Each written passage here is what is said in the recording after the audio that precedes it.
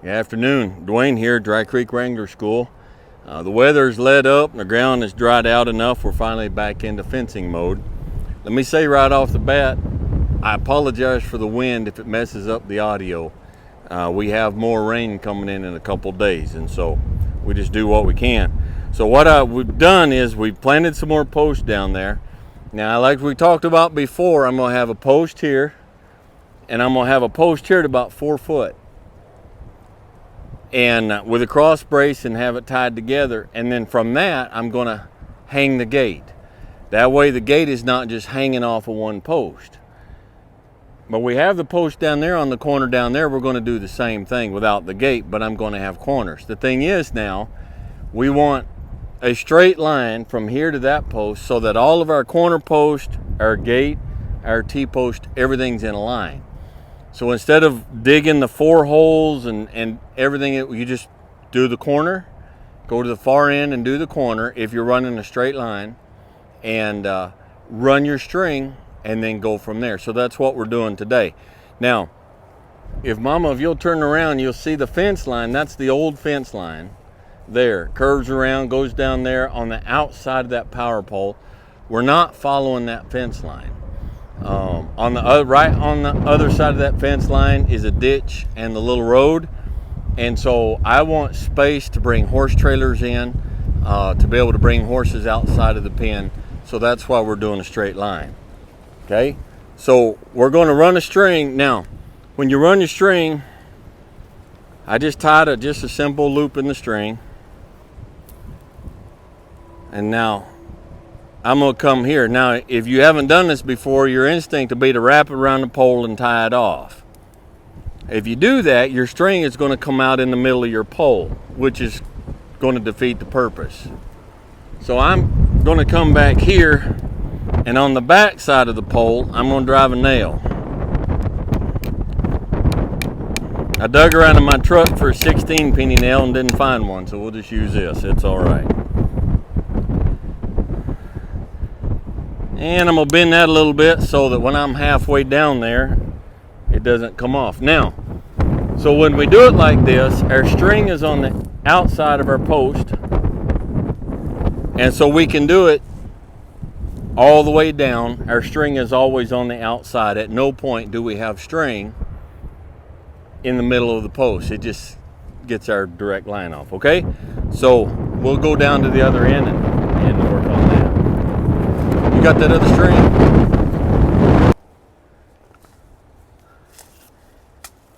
Okay. Now, this weather changes is really doing havoc on my knee. So now we've got a situation.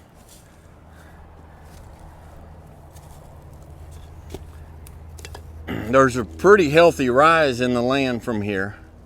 So you got to make sure your string, there it is. Okay, go ahead and let it on in.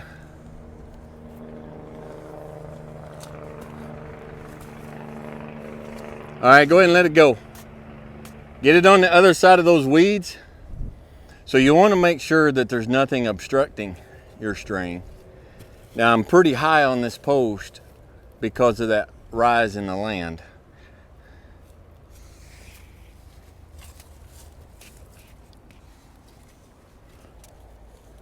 This string is a little light, but I think it'll, for the kind of distance.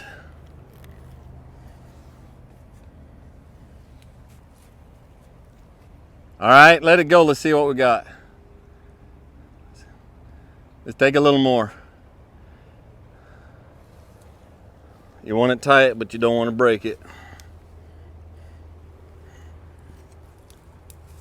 Okay, go ahead and let it go. Is it off the ground? Okay, good enough.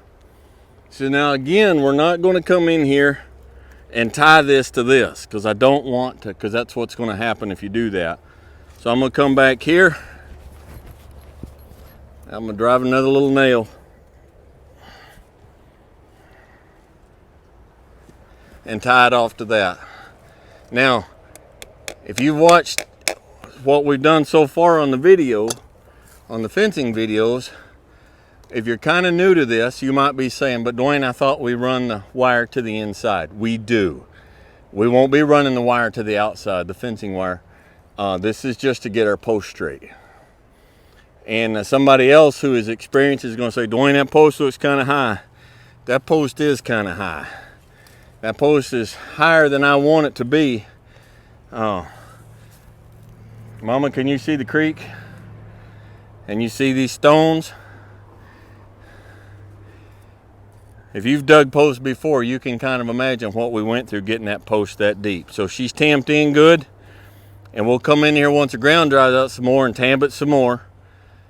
But then I'm going to put another post here and tie it to that one, and put another post up there and tie it to that one, so we'll have a good corner brace. So everything will be tied into itself. So anyhow, we got the string run. So now when I come up here, we'll have to move some of these rocks that have fallen off this old wall. I'll come up here about 3.5 feet. That's what I'm going to do. About 3.5 feet, a little over, and I'm going to plant a post. And so the post to be here on this line. And that way this post to be perfectly in line with my corners.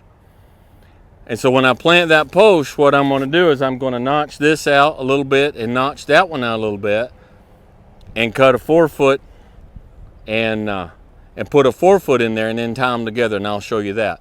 But so now I can plant a post here for my H-brace that's perfectly in line with everything. I can plant the H-brace on the other end so everything is in line, and then when we start running our T-post and hang our gate and everything, we have a straight fence. And so when I start putting wire and pulling wire tight, the wire isn't pulling. If I've got post out of line and post out of line here, then the wire pulls that one and pulls that one, and everything will be straight and true. Okay, so you keep following us, and we'll keep doing the work, and you keep getting the entertainment watching us work. Someone said one time, said, work fascinates me. I can sit there and watch you doing it all day long. All right, so anyhow, there we are. So we got the hole dug with the auger. That auger is 8 inches around by 30 inches deep. Now we have, when I was picking up posts at Tractor Supply the other day, they had one that had just a little bit of a crook to it, and it was bigger around than the others. And the guy that I was with said, leave that one. I said, no, I want that one. Bring that one. So we have one post that's a little bit bigger around than 8 inches.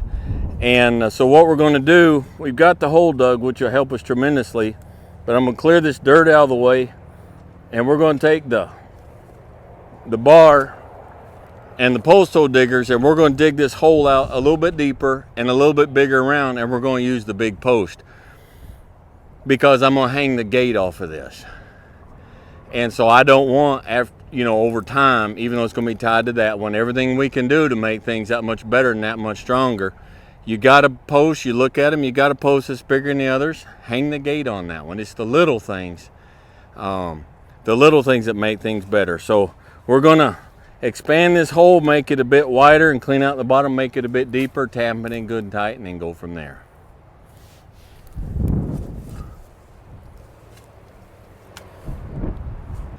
Okay, we got this post in, and it's really tight. The secret to tamping in a post really tight is a little bit of dirt and a whole lot of tamping, and a little bit of dirt and a whole lot of tamping. If you do 3 or 4 good heavy shovelfuls in and then go to tamping, you're not going to get that compacted down.